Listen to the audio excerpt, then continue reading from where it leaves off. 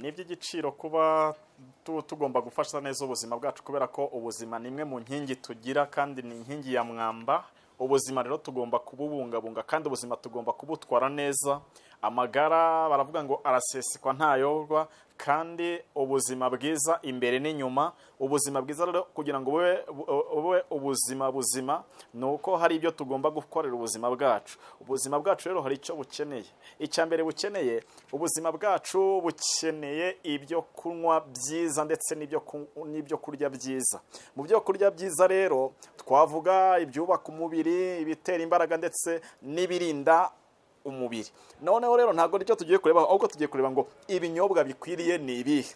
Mu ibinyobwa bigira amoko menshi kandi amoko atandukanye. Nk'uko tubizi, hari abantu bakunda kunywa birimo alcohol, hari abanywa bitarimo alcohol, harimo amajoyisi, hari abantu banywa igikoma, hari abantu mbese banywa ibintu bitandukanye byinshi cyane. Ariko uyu munsi none abahitemo ko tugiye kurebera hamwe ikinyobwa cyiza kandi gifasha umubiri wacu kugubwa neza. Icyo nta kindi ni ikinyobwa cyitwa amazi. Ni ikinyobwa abantu benshi badaha agaciro, ariko ni ikinyobwa ubuzima buba bukeneye.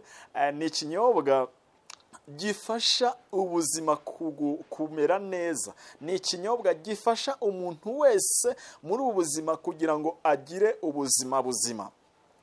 Amazi ni kimwe mu binyobwa bifasha umubiri.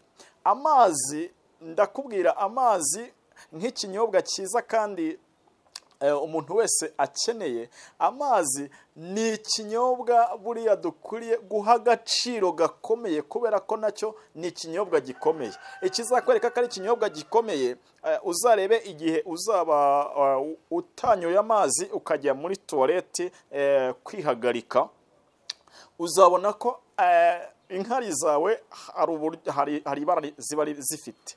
Ariko iyo wanyoye amazi, inkari zawe ziba ryabara ryatakaye, ahubwo noneho ziza zisa umweru. Niyo mpamvu rero ikinyobwa cy'amazi ari ikintu cyiza cyane cy'ingenzi mu buzima, kuko icyo kinyobwa ni ikinyobwa gifasha umubiri gusohora imyanda. Ni ikinyobwa gifasha umubiri kugubwa neza. Ni ikinyobwa kandi gituma n'amaraso atembera neza. Ni ikinyobwa gituma amaraso yoroha. Ni ikinyobwa gituma ubwonko bukora neza. Ni ikinyobwa ndetse kinarinda ubwonko cyane, kuko 75% bigize ubwonko baje gusanga yuko ubwonko bugizwe n'amazi. Noneho aya mazi se wakwibaza ngo ese ubundi amazi tunywa ajya hehe? Ubundi mu mazi iyo tuyanyoye hari stockage yayo. Ikintu cya mbere gisitoka amazi harimo impyiko, harimo umwijima, harimo ibihaha, harimo umutima, harimo amaraso. Ibyo byose bigiye bisitoka, bibika amazi. Noneho ibaza noneho wa mubiri udafite amazi, ibyo bice ukuntu byaba bimeze. Ibaza noneho wa mubiri wabuze amazi, ukuntu utekereza noneho bya bice byawe ukuntu biba bimeze. Hari igihe umuntu azajya kwa muganga bakamubwira ngo ukeneye kunywa amazi, ariko ntabwo ukwiriye kujya kwa muganga kugira ngo bakubwire ngo unywa amazi, ahubwo ukwiriye kwitoza kunywa amazi. Hari abantu nzi amazi yananiye, ariko burya urugendo ni ruto bigufasha kugira gute? Bigufasha kugera ku nsinzi, cyangwa se bigufasha kugera ku cyo warugambiriye. Amazi rero nari ndimo nkubwira ibyiza byabyo ku mubiri, ariko ngiye kukubwira noneho hari icyiza noneho kurushaho. Icyiza kurushaho n'uburyo ayo mazi anyowe, ku buryo bifasha umubiri wawe kuba uri bugende neza, cyangwa se kuba uyu mubiri uri bumererwe neza cyane. Amazi ya mbere afasha umubiri ni amazi ya mu gitondo. amazi ya mu gitondo cyagiye ukibyuka, ariko buriya tuba tugomba ubundi kugira isaha idahinduka yo gufatamo ayo mazi. Niba waravuze ngo nzajya nyafata nibura saa 12 cyangwa saa 11 n'igice, ayo mazi ukamenya ko isaha idahinduka, nk'uko uzi ko iyo muganga yakwandikiye ibinini udashobora guhindura isaha, ahubwo uhora ureba niba ukavuga ngo ibinini ndabinywa saa 6, usibye ko nyine tunywa igihe kinini tunywa ibinini tukabara amasaha ngo saa 6, ariko ntabwo ibinini burya ibinini binyorwa ku masaha babishyiriyeho. Ni nayo mpamvu uyu munsi niba ibyo binini babinyandikiye ngomba gukurikiza izo nama za muganga. Natwe rero amazi tugomba kugira isaha idahinduka ya mu gitondo yo kuyanywa. Ayo mazi ya mu gitondo agomba kuba ari amazi ashyushye. Ikindi, ayo mazi, umuntu unywa amazi mu gitondo burya ntabwo agira umubyibuho, ntabwo akunda kwiyongera ibiro mu buryo buhindagurika. Ni ukuvuga ngo umubiri we ukora igihe cyose ukora neza, kubera ko uba wakiriye ukanagira gute ukanasohora, kubera ko amazi ya mu gitondo ahita akora impinduka ako kanya. Ikintu cya mbere akoraho impinduka, umuntu ahita ashaka kujya kuyasohora, kubera ko buriya umubiri uhita ugenda amazi agakoramo isuku mu mubiri, noneho umubiri ugashaka gusohora y'amazi. Natwe rero iyo turimo dukoresha y'amazi, niba nyoye amazi umubiri ugahita uyasohora, no kuvuga ngo usohoye ya myanda, umubiri wagiye gukora isuku. Ni nayo mpamvu uzahita usanga umuntu wanyoye amazi akenera no kurya mu gitondo. Iyo rero wa muntu wariye mu gitondo, no kuvuga ngo umubiri we wagenze neza. Reka nguhe urugero. Fata ikinyabiziga cyawe ucyatse nta mazi wagihaye, mbese bizagenda gute? Ikinyabiziga nucyatsa nta mazi wagihaye, mbese ikinyabiziga kizakora akazi kacyo? Ntabwo bishoboka. N'umubiri wacu rero ukeneye kwakira amazi ya mu gitondo mbere yuko hari ikindi kintu ukora. Niba tuvuge uyanyoye mu gitondo saa 11 n'igice, biragusaba ko saa 12 n'igice ugomba kurya, kubera ko uraba washonje, kubera ko amazi yahise agenda akora isuku, asohora imyanda mu mubiri.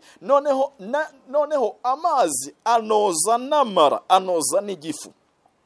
Umuntu ukoresha amazi ntabwo ashobora kuba yarwara amara. Umuntu ukoresha amazi ntabwo ashobora kuba hari abantu bajya barangira ngo bakoreshe amazi bivura igifu. Ibyo byo tuzabyigaho ubutaha, cyangwa se nzabibabwiraho, kuko nzababwira icyo uburyo cyo kuvurisha amazi, cyangwa se ikintu cyitwa hydrotherapy. Ariko icyo nakubwira, buriya amazi ni ikinyobwa cyiza kandi gifasha umuntu kuba yagubwa neza. Ni amazi ya mu gitondo. Aya mazi niba tuvuge wari bunywe litiro 2 ku munsi, bitewe n'ibiro ufite, ayo mazi ugafata litiro 1 mu gitondo ukayinywa. Amazi ya mu gitondo yo tuyanywa twihuse, kubera ko nta kindi. None ayo mazi tunyoye yo ahita asohoka, umubiri wayakoresha ukagira ayo usigarana, ukagira nayo usigarana. Burya iyo unyoye amazi umubiri ntabwo yose uyasohora, ugira ayo usohora agasohokana n'imyanda, ukagira nayo ufasha asigara, akaba ari bufashe umubiri wacu. Ayo mazi rero umubiri wasohoye, ayo mazi yasohoye imyanda, noneho ayo mazi rero yasigaye niyo agiye gukora inshingano mu mubiri, niyo agiye guha umubiri ubuyanja, niyo ari bukore akazi mu mubiri. Icyambere, umuntu wanyoye amazi mu gitondo ntabwo ashobora kuba yagira umujagararo mu bwonko, ntabwo ashobora kuba ari bwibagirwe bya hato na hato. Umuntu wanyoye amazi ya mu gitondo, kubera ko ubwonko bwe bwamaze kubona umwuka uhagije, uyu muntu ntabwo ashobora kuba yaba ari wa muntu uri buze kwirirwa na stress kubera ko ubwonko bwe buri ku murongo bwamaze kwakira icyo bwari bukeneye. Ikindi amaraso nayo ari bukore neza kubera ko amaraso yamaze kubona yamaze koroha arimo aragenda neza. Ikindi uyu muntu wanyoye amazi ya mu gitondo afite ubundi bushobozi kuko amaraye nayo aririrwa neza kandi n'igifu nacyo kirakora neza kubera ko ibyabangamiraga mu igogora byamaze kugira gute, byamaze gusohoka, noneho nibyinjiyemo nabyo biriho birategurwa. Ngira ngo nkubwire ngo ibyo ngibyo nubikora uzabona impinduka kuri wowe. Nukuvuga ngo hari n'abantu bakunda kurwara umutwe wa hato na hato. Uriya mutwe wa hato na hato uruhande rumwe ni ikimenyetso kikwereka yuko umubiri wawe nta mazi ahagije ufite. Umuntu akubwira ngo ese kunywa amazi, hari igihe unywa amazi ariko ukanywa amazi adahagije, ukanywa amazi umubiri wawe udakeneye.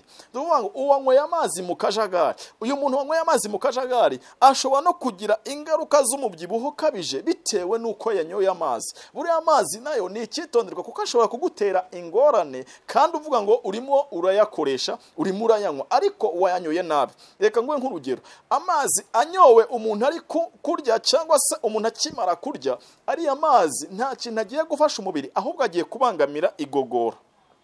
Ubundi uburyo igogora ryacu rikorwamo, burya igifu uburyo gikora ntabwo iriya acide nubwo mu gifu birimo, ariko igifu gikora gisa n'ikigira gute, gisa n'igikamura. Rero iyo washyizemo amazi bigora igifu kuba cyagira gute, kuba cyasya. Niyo mpamvu buriya usanga abantu bavuga ngo ese iyo umuntu yariye ubugari kuko ndaguhita asinzira. Ni ukuvuga ngo ubugari, impamvu abantu basinzira buriya ntabwo ubugari bujya bworoherwa n'igifu kubera ko umuntu iyo ariye ubugari nta muntu ukacanga ubugari, ahubwo ubugari umuntu ahita bumira, noneho kubumira ukabwira igifu ngo genda wirwaneho. Igifu rero nacyo gikoresha imbaraga nyinshi kugira ngo gisye bwa bugari. Niyo mpamvu usanga imbaraga zose zagiye mu gifu, umubiri uhise ucika intege, noneho wa muntu agize gute, arasinziriye. Mu yandi magambo ugasanga avuga ngo si byiza kurya ubugari ku manywa.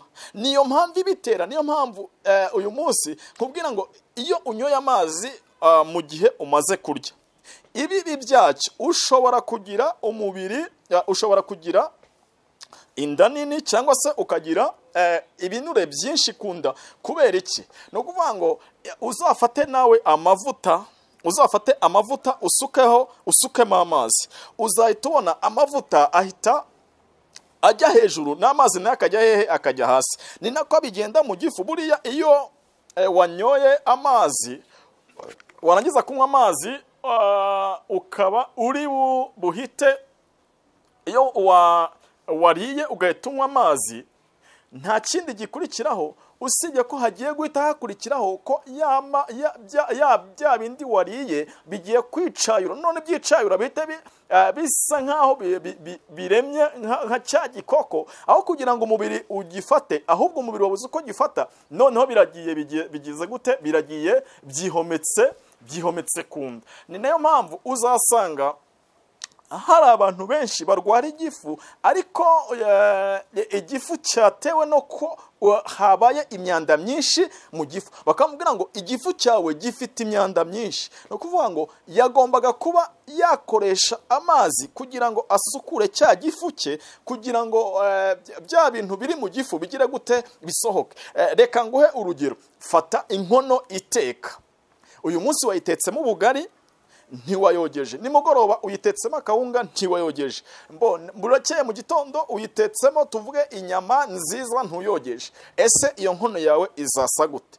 Hita ubifata rero ubigereranye n'igifu cyawe. Mu gitondo wagishyizemo igikoma n'umugati, saa sita ugishyizemo ibiryo, nimugoroba uraje noneho ushyizemo ubugari, saa sita washyizemo igitoki, nimugoroba ushyizemo ubugari. Urumva nta kintu na kimwe kigeze gisukura cya gifu. Nejo urongera ubigenje gutyo, nejo bundi ukize gutyo. Ariko hari abantu benshi bavuga bati ubwo nanyweye juice, ubwo nanyweye tuvuge agapeti mitsingi n'urugero, cyangwa se ubwo nanyoye inzoga, ubwo birashoboka yuko amazi nayinjize. Ndagira ngo nkubwire ngo biriya ntabwo bisimbura amazi. Uzafata urugero rw'umuntu wanyoye inzoga igihe kinini aba afite icyaka iyo bukeye mu gitondo cyangwa se nijoro ugasanga afite icyaka. Ni ukubera iki? Ni ukuvuga ngo inzoga icyo zigenda zigakora zikamura amazi ari mu mubiri, noneho umubiri na twa tundi wari ufite tukageza gute turagiye, noneho umubiri ukabura amazi, ugatabaza ugashaka iki? Ugashaka amazi. Icyo rero nakubwira ngo nta kindi kinyobwa gikwiriye gusimbura amazi mu buzima bwawe. Koresha amazi, kandi nukoresha amazi ku rugero rwiza uzabona ingaruka nziza kandi uzabona ibyiza byo gukoresha amazi. Ntambo abantu bakunda kurwara ikintu cyitwa isereri. Buriya isereri ahanini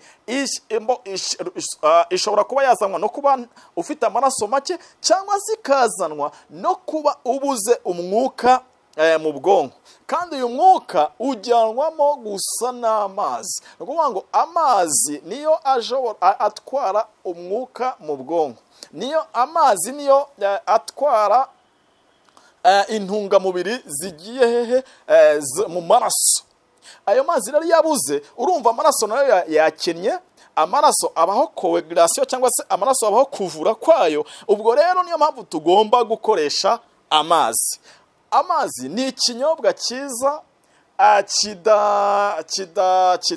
kitahenze, kuko uyu munsi ushobora kuyitekera iwawe, kandi ari niyo mazi meza. Ushobora kugenda ugategura amazi yawe ukayateka, warangiza kuyateka ukayashyira mu kintu cyogeje, icyo kintu cyogeje ukagikuramo amazi yawe. Ariko nanone amazi agomba gusimbuzwa nyuma y'iminsi 3. Amazi agomba kuba asimbujwe, kubera ko n'ubundi iyo yaretse mikorobe zirongera zikirema. Iyo arengeje iminsi 3 mikorobe zirongera zikirema, akaba n'ubundi yaba ameze nk'adatetse. Niyo mpamvu rero gusimbuza amazi nabyo ari ingenzi cyane, kandi no guhora usukura igikoresho wabitsemo amazi. Ubuzima bwiza rero imbere n'inyuma ntabwo bivuze ngo kuba mfite ubuzima bwiza cyangwa se kuba mfite imibereho myiza nuko mfite ibintu byinshi, ahubwo imibereho myiza nuko noneho nakurikije icyo ubuzima bugize gute, icyo ubuzima bukeneye. Nkubwira dusa naho tugana ku musozo ariko tudasoje amazi, ndagira ngo nkubwire ngo wowe ufite ikibazo cyo kugira isereri, koresha amazi. Hari umuntu amazi ashobora kuba yarananiye, koresha, ushobora kuyafata ukifashisha n'indimu. Nuko abantu benshi bavuga ngo indimu zirananura, ariko ntabwo ari byo. Bura indimu zigira vitamini A, kandi iyo vitamini A ifasha nitwiga ku kintu kijyanye n'imyunyungugu tuzareba, ariko ifasha icyambere, ifasha amaso mu kureba neza, ifasha ubwonko, ifasha mbese ni indimu burya ibonekamo vitamini nziza ku buzima. Rero uyu muntu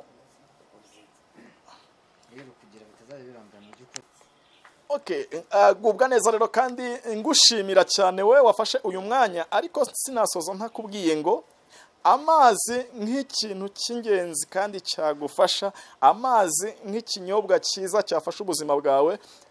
Haranira kwitwararika, haranira mu byunywa ugaragazemo amazi, ariko wirinde n'akajagari ko kunywa amazi. Amazi ya mu gitondo niyanyobwa ako kanya, ariko andi mazi ya hato ushobora kuyanywa hato na hato, kandi amazi anyobwa nk'uko turya ibiryo. Amazi nayo tuyajundika mu kanwa, twarangiza tukayamira. Ayo niyo mazi agenda akagirira umubiri akamaro. Amazi rero ya mu gitondo yitoze cyane, kandi witoze yuko ubuzima bwawe bugomba kumera neza. Ndagushimira rero wowe tubana kuri iyi platform ya ubwishingizi Karundura. Uri kumwe n'umuvandimwe wawe Mariko nk'ibisanzwe. Tuzajya dukomeza ku biganiro biri imbere, tuzajya tureba ndetse n'ibibazo muzajya mu tuzajya tubisubiza. Comment yawe irakenewe. Subscribe niba bikunejeje wayikora, kandi rwose Imana izabiguheremo umugisha. Urakoze cyane, gubwa neza, ubuzima bwiza imbere n'inyuma.